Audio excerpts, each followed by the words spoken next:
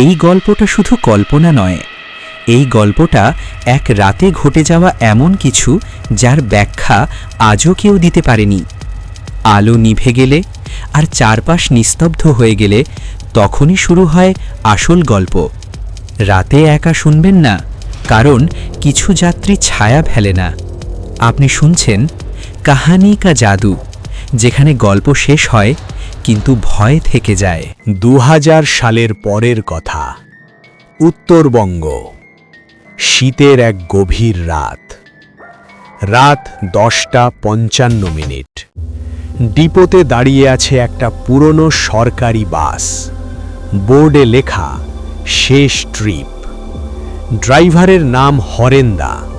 20 বছরের চাকরি, কিন্তু এই রুটটা সে ভয় পেত। হরেন্দা বলতো, এই রাস্তায় রাত হলে স্টিয়ারিং ভারী হয়ে যায়। বাসে তখন 3 জন যাত্রী। কন্ডাক্টর সুমন টিকিট কাটছে।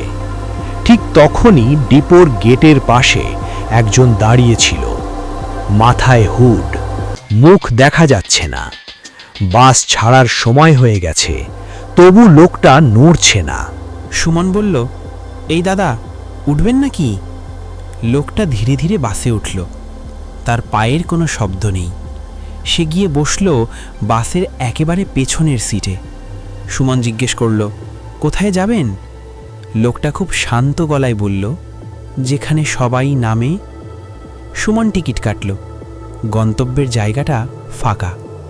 অজান্তেই টিকিটে লেখা হয়ে গেল 0। বাস চলতে শুরু করল। হরেন্দা রিয়ার মিরারে তাকালো, আর ঠিক তখনই তার বুকটা ঠান্ডা হয়ে গেল।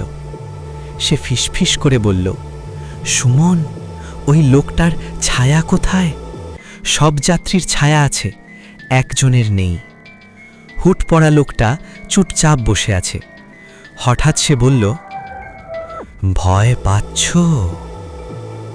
কেউ দেখেনি সে মুখ নড়িয়েছে, তবু সবাই শুনেছে। ঘড়ির কাঁটা থেমে গেল। সময় রাত 11:12। বাসের ভেতর হঠাৎ ঠান্ডা বেড়ে গেল। জানালা বন্ধ, তবুও কুয়াশা ঢুকছে। সুমন টিকিটের খাতা খুলে দেখল, শেষ যাত্রীর টিকিট পুরনো, কালি শুকনো। মানে এই টিকিট আজ কাটা হয়নি। লোকটা ধীরে মুখ তুলল। তার চোখ মানুষের চোখ নয়। লোকটা বলল, এই বাস আগেও এমন রাত দেখেছে। হরেন্দা ব্রেক চাপল। বাস থামল না। হঠাৎ সুমন চিৎকার করে উঠল, দাঁড়া, এই লোকটার পা মেঝেতে লাগছে না। লোকটা ভাসছে। এক এক করে যাত্রীরা অদৃশ্য হতে লাগল। শেষে বাসে রইল হরেন, সুমন আর সে। বাস হঠাৎ থেমে গেল।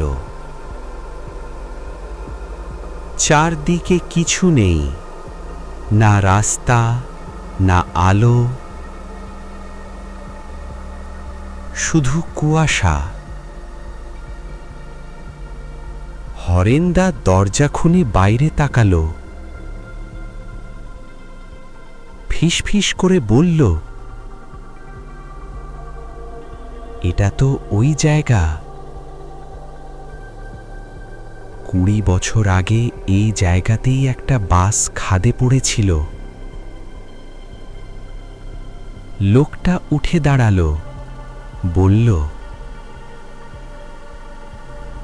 আমরা সবাই এখানেই নামব।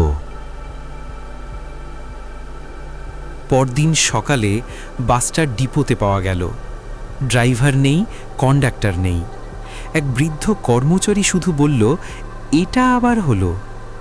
1991 সাল, একই বাস, একই রুট। দুর্ঘটনার সময় ড্রাইভারের শেষ কথা ছিল, বাসে একজন বেশি ছিল। রেকর্ড ঘেঁটে পাওয়া গেল এক নাম, নিরঞ্জন দত্ত। তার লাশ পাওয়া যায়নি, শুধু পাওয়া গিয়েছিল একটা ছেঁড়া টিকিট। গন্তব্য ফাঁকা। লোকেরা বলে নিরঞ্জন কখনো নামেনি, সে আজও শেষ বাসে থাকে। Slow and disturbing. আজও ওই রুটে শেষ বাস চলে। ড্রাইভার কখনো পিছনে তাকায় না, কারণ পেছনের সিটে সবসময় একজন বসে থাকে, হুড পরা, ছায়াহীন। আর আপনি যদি কখনো শেষ বাসে ওঠেন, একবার দেখে নেবেন আপনার ছায়াটা আছে তো।